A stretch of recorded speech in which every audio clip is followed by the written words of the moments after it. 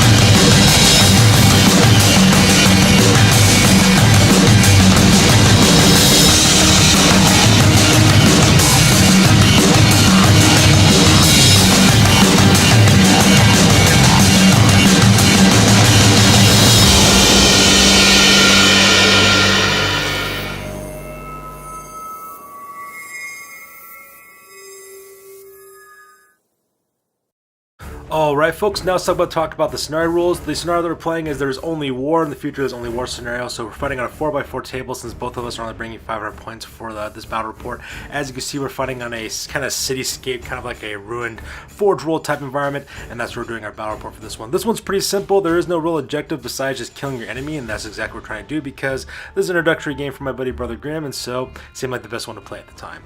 So with the scenario rules over real quick, let's go and talk about deployment real fast. Alright, so let's go and talk about the battle plan for this particular battle report. As you can see, we're deployed on our 4x4 table. I am deployed on the near side of the board, while my buddy Brother Grimm is deployed on the far side of the board. As you can see, pretty much we just kind of lined up against each other, just kind of going for like a straight kind of defense while he's coming at me trying to shoot him down type of gameplay. He's playing an Orc army, and I know that Orcs aren't really good at shooting so much, but they are pretty good at close combat, so I've kind of arranged my army in such a way so that way as he's coming across the field of battle towards me, I can shoot him will forces down before he engages me in close combat, and hopefully I can finish him off that way with some rapid fire and things of that nature. The only problem was I got to go first for deployment, and that kind of threw me off a little bit because I decided to occupy both the towers on either side of the battlefield, but the way that my opponent has deployed his forces, I really can't get at his storm boys very easily, which are like kind of like these little jump pack assault type orcs, which are pretty good at close combat. So I'm kind of lost at what to do at this point. At the same time, as you can see, so my plan is just to have him kind of lure towards me down the center part, me try to shoot at him as much as I can, and try to shoot his whittle down his forces, and that's pretty much how I plan on defeating him, just with attrition. So that being said, ladies and gentlemen, with battle plan over, let's go and talk about our deployment areas. Alright, so starting on the left hand side for my deployment, as you can see, I have my Precinct 13. That's my 10-man squad of Tempest Scions located on the top of that water tower there. Like I said before, I kind of deploy my forces on the left hand side so that way they can start laying down some long range fire across the center of the table. So that's why my forces are deployed there. Making up the center of my deployment area, I have the People Eaters here on the left-hand side. Right behind them, I have my Lord Commissar Red Harvest, so that way those guys get the summary execution ability, so that way they don't run away during the morale test. On the right-hand side, you can see I got my Pelago Slam Kings. That's my 10-man infantry squad with a plasma cannon as well as a flamer. So those guys are just kind of stationed on the other side of the river. And finally, make up the right-hand deployment from my army. As you can see, I have my 2 tactical squads. I have my 10-man infantry, the Sleeping Dogs, on top of that little gantry walkway there, right to the entrance of the MCI Chemical Works Tower. You can't really see him, but right beneath that gantry walkway, I have Commander CheapSkate, my company commander. He's stationed there as well, so that way he can give orders. And as you can see, at the top of the MCI Chemical Works Tower, I have my Jury, another 10-man infantry squad, and then I also got my platoon leader, Red Cap Killer. He's located right behind them as well, so that way he can give out orders to these forces as well. And that makes it my right-hand flank. And starting with Brother Grimm's left-hand deployment, as you can see, he has his huge unit of Storm Boys. Those are represented by the Black Orks, the Crimson Killers is what they're called. Those are his Storm Boys. He's got 20 of those guys led by Boss Zadbruk, I believe is how you pronounce his name. He's the Storm Boy leader that allows his troops to advance and also make them automatically pass morale checks. So very, very heavy kind of left-hand deployment where his assault troops are located at. And I really have no solution to dealing with those guys because those guys are pretty fast movers. And finally, making up his centerline deployment in the very back, he's got his War Boys. That's a unit of 20 Orks armed with Sluggas and Shootas. And then right in front of them, of course, he has his Ludas, which are a unit of 20 Grots armed with Grot Blasters. And so I think that's more like his suppressive element, while his Storm Boys are more like the maneuver element in his army. So with that being said, ladies and gentlemen, we go directly to the top of turn number 1 for this battle report. Alright, so that takes the top of turn number 1. This picture's taken after the move phase, and my buddy Brother Grimm managed to steal the initiative for this turn. So as you can see in this photo, he pretty much just sends all of his forces as quick as he possibly can across the battlefield heading towards my troops. He is an Orc army, so his tactics aren't really all that specialized. It's just get stuck in as quickly as possible and just kind of bash your opponent to death with some close combat. So it makes pretty much sense what he's trying to do. For his center lines, he advances both his War Boys as well as his Ludas, using his Ludas as a kind of like a screen to protect his War Boys from advanced firing. He maneuvers his forces right down the river bank there, so that way his forces are kind of protected from the left and the right hand side from those roadblock elements, as you can see in the middle of the table there, other side of the river. So because of that, it does kind of block line of sight for a lot of my shooting. So you know, kind of defends his Ludas as well as his War Boys from being shot at. Also on the left hand side there too, you can see that he also maneuvers his Storm Boys very, very quickly across the battlefield. He also advances those guys as well. I think he moves them up like 17 inches or something like that, so they go past the Alexander's department store right into that tank farm there on the left-hand side of the MCI Chemical Works, so that way they're kind of taking cover there, and that way they can kind of charge to my left-hand flank. And at this point that I realized that the way I've deployed my army in this line formation is really kind of my disadvantage. I really can't hit his Storm Boys and my Tempest Scions because they're kind of in cover. Those Storm Boys are from those fuel tanks as well as that office building, and the rest of my forces either do not have either line of sight, or they're too far away, or they're within cover. So you know, kind of leaves my guys kind of exposed and able to do anything. So absolutely rough at that part. During the charge phase, Brother Grimm does try to charge forward with his Storm Boys into my Tempest Scions, but unfortunately for him though, he was unable to make the charge distance on that part because these guys have the full throttle special rule, which allowed him to both advance and charge in the same turn. And that pretty much makes up the entire turn 1 for the Orcs on this one. Alright, so that takes us to the top of turn number 1 for Astra Militarum. This is after the move phase. Not much movement really going on for the most part. All I really do is I move with my People Eaters and kind of put them in a line formation, so that way they can kind of get line of sight onto the Storm Boys and try to take a couple of those guys out if they can. The rest of my army just kind of stays exactly where they're at because I plan on laying down a base of fire and try to whittle down my opponent as he's advancing towards me. So pretty simple move phase for my army.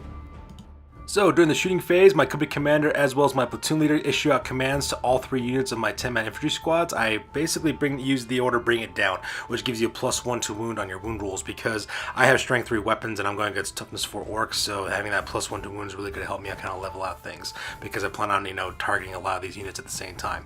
So that's during the order phase before we start shooting.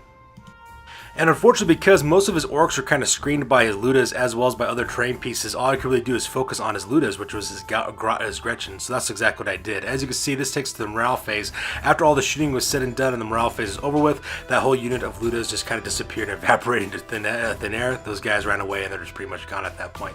I did manage to kill, I think, 3 or 4 of the orc boys at the same time, but oof, those guys are really, really tough. They're really hard to kill because they got that toughness 4 and I got strength 3 weapons. And that pretty much makes up the shooting phase as well as the morale phase for this part. So that takes the top of turn number 2 for the orcs. This photo is taken after the movement phase. As you can see in this photo, he just starts advancing towards me even quicker. Instead of advancing, he just moves his guys up normally 12 inches is what he does. He puts his boss, Zadruk, I believe that's that guy's name, on the top of that office building, so that way he's overlooking my Tempestus Scions right there on the top of the chemical work towers. At the same time, he also moves his storm boys in such a way that he's got like this nice little line formation on the left-hand side to kind of sweep across my left-hand flank as well. That's a huge unit of 20 orcs, armored choppas, as well as sluggers, and they can move very, very rapidly as well, so I'm kind of afraid to see what those guys can bring. At the same time, he also moves up his war boys up 5 inches as well, just normal movement, because that puts them in range to have their sluggers open up onto my people leaders, and that pretty much makes up the movement phase for this side. And during the shooting phase, as you can see in this photo, he concentrates fire between his war boys as well as the storm boys onto my people eaters. Managed to cut that unit down into half. So it was absolutely brutal, as you can see in this photo. Orcs really can't shoot really well. They have to roll up a 5 up on ballistic skill with their weapons, but when they do hit, they have strength 4. So they're absolutely devastating when they do wound. It just had the huge volume of fire of 30 plus orcs just opening up on that unit, and they really got chewed up. I think also, and so because of that, that unit got kind of chopped off in half as well. And to make worse, my opponent's general also throws a stick bomb into my Tempest Scions, and he managed to kill 2 of those guys as well, so that was absolutely brutal as well. So with shooting phase over, we go directly to the charge phase. As you can see in this photo, those storm boys had no problem charging in directly into my Tempestus Scions. Unfortunately, because the way the terrain is laid out, we couldn't really line everybody up, but just imagine these guys flying in, just kind of swooping down and taking out my Scions real quick. He also sends his general on the top as well, to the top of that water tower, so that way he can engage in forces in close combat. And also with a surprising long bomb charge, my opponent rolled like a perfect 11, so because of that, he was able to have his war boys charge directly into my people eaters as well, so now both of those units on my left-hand flank will be engaged in close combat. So during the combat phase, you can see in this photo, those storm boys had no problem eating my Tempestus Scions alive like it's nobody's business. I was absolutely shocked to see how much destruction those guys caused just by chewing up my guys. They have a lot of high strength attacks, and because I'm only toughness 3, it just went through my guys like no other. I did manage to kill a couple. I think I managed to kill either a war boy or 2 or a storm boy or 2, but unfortunately, because they have that green tide kind of special rule where they can use their number of models as a leadership score, these guys aren't going anywhere from the morale phase, so they just kind of stand their ground, just look really, really mean. As you can see, the war boys also had no problem also chewing up the rest of my people eaters as well, so those guys are all off the table as well. He does a quick 3-inch reconciliation move, so you can see there he's got his war boys kind of stacking kind of like a wave formation, war boys in the front with his crimson killers in the back, as well as his general on the top of the water tower, and they're getting ready to assault my left-hand flank, and I have nothing to throw at these guys that can stop this tide coming my way. So with that whole onslaught taking place, that takes to the bottom of turn number 2 for the Astra Militarum. As you can see, this photo is taken directly after the movement phase, and the first thing I do is I start establishing some fire lines to the left-hand side to deal with these orcs. I take both my Pelago Slam Kings as well as my Sleeping Dogs and put them in line formations, kind of stack them around by the other with my company commander kind of going with them at the same time. At this point, my only real option is to break one of these units using firepower, so that way I can make these guys kind of flee in the morale phase, and hopefully I might be able to gang up on one of these units and try to take out as many guys as I possibly can, because I got nothing to deal with these guys whatsoever, and it's absolutely terrifying. Alright, so we go to the shooting phase. The first thing I do is I start issuing out orders with my company commander. I tell my Pelago Slam Kings as well as my Sleeping Dogs to have first rank fire, second rank fire, so that way the rapid fire ability gets twice as many shots because those war boys are within 12 inches of my troops, so I would be able to get like 2 shots off every trooper. At the same time, my platoon commander, Red Cap Killer, he gives them the bring them down order to his squad, so that way they get +1 to their wound scores as well, because I'm going up against orcs and I'm going to need all the help I can get to wound these guys. And unfortunately for me, even though I did shoot a lot of guys, and this is after the morale phase, I did manage to shrink down that unit of war boys down to 6 guys, but because they have the, I believe it's called mob rule ability, they could use the leadership characteristic of any unit within 6 inches of them. So technically speaking, those war boys would have just ran off the table at that point for the morale phase, because anything he would have rolled up would have made them run away and get rid of the entire unit. But because he had that unit of storm boys within 6 inches of those guys, and that unit is up to 18 figures, their leadership is 18, so those guys aren't running away either. So now I'm really in trouble because I now have to deal with 2 units of orcs, one almost at full strength and one that's still kind of deadly in close combat, and now I'm kind of afraid to see exactly what happened during my opponent's turn. And just like I predicted for turn number 3, Brother Grimm after the move phase, he just moves with his forces as quick as he can, moves up his guys 12 inches. As you can see, I have that huge tidal wave of Crimson Killers flying my way to chop my head off. And on the right hand side, he moves up his war boys to kind of get this L-shaped kind of firing line ability onto the Pelago Slam Kings. And that's absolutely terrifying because this huge tidal wave of green is coming my way. So during the shooting phase, as you can see, he takes my Pelago Slam Kings and almost cuts that unit in half with the amount of firepower he unleashed with all of his units. Like I said, I'm really lucky that Orks have a 5-up ballistic skill, because otherwise my units would be really chewed up at this point. So that's the only thing that's really helping me at this juncture. So shooting phase is absolutely devastating. And during the charge phase, he just sends everything he has like a tidal wave of orc flesh heading towards my guys.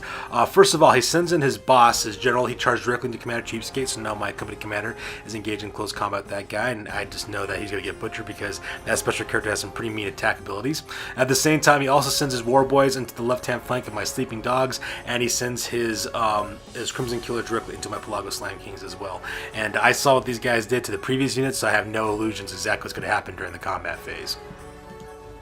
So this picture taken directly after the combat phase. I managed to kill, I think, 2 Storm Boys out of that entire unit, and the rest of those guys ate my Pelago Slam Kings alive. Also, my opponent's general ate my company commander alive as well.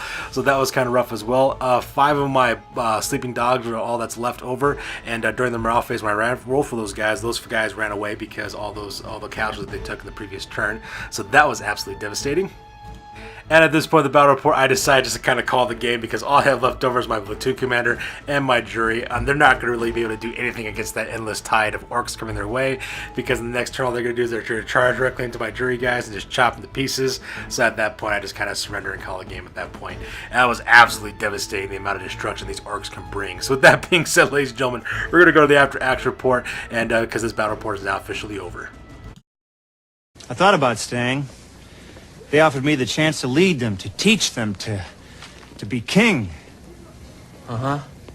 But my place is here, so I swallowed the juice, said the words, and here I am.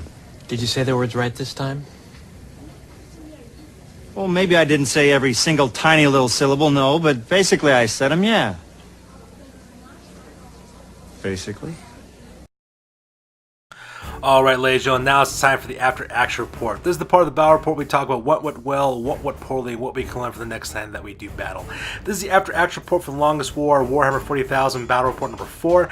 This ended up being a defeat for yours truly, so I lost this battle, no doubt in my mind. I just got chewed up alive on this part. So let's go and talk about our losses real fast. For Commander CheapSkate, for me, I lost Precinct 13, Red Harvest, the People Leaders, the Pelago Slam Kings, as well as Commander CheapSkate. My opponent, Brother Grimm, he lost the Ludas. And that is all he lost in his entire army. What this battle report taught me is that orcs can't shoot for anything, but man, those guys can chew it up in close combat, alright? So this army is really meant for assaulting. These guys are going to try to get across the battlefield as quick as they can, get right into your face, and just smash an axe into your face and call it a day. So next time when I fight against these guys, I got to focus up on my firepower. I got to target specifically the orcs and not the Gretchen, because the Gretchen are pretty useless. And I just got to dig that because these guys are like an endless green tidal wave of high leadership, high close combat, high strength attacks, and I just gotta take these guys out before they even get up close to me. I could also see why orcs are such a popular choice for Warhammer 40k players, because these guys are absolutely dangerous. First of all, the reason why I lost this battle report is for one thing only, and that's because my deployment was horrible. That ended up really kind of destroying me on this part. Because the way I laid my forces out in that line formation, I really couldn't bring my full firepower to bear on his Storm Boys or on his Orks, so because of that, it allows forces enough time to get engaged with my forces and then kind of finish me up in close combat as well. And that's the reason why, is because I hesitated. I didn't do much in anything in terms of shooting, and I had nothing in terms of high strength or high damage attacks to take on his forces, and so because of that, I just kind of took it to me, and that's all I really can do next time. So next time I need to concentrate my firepower more. I also need to watch out for my deployment. Well, that's going to do it for this one, you guys. Remember, please feel free to like, comment, and or subscribe. Your guys' input is highly appreciated. And remember, we alternate every other week between our battle reports. For 1 week, we'll have sci-fi battle reports. We talk about Warhammer 40,000 as well as Necromunda.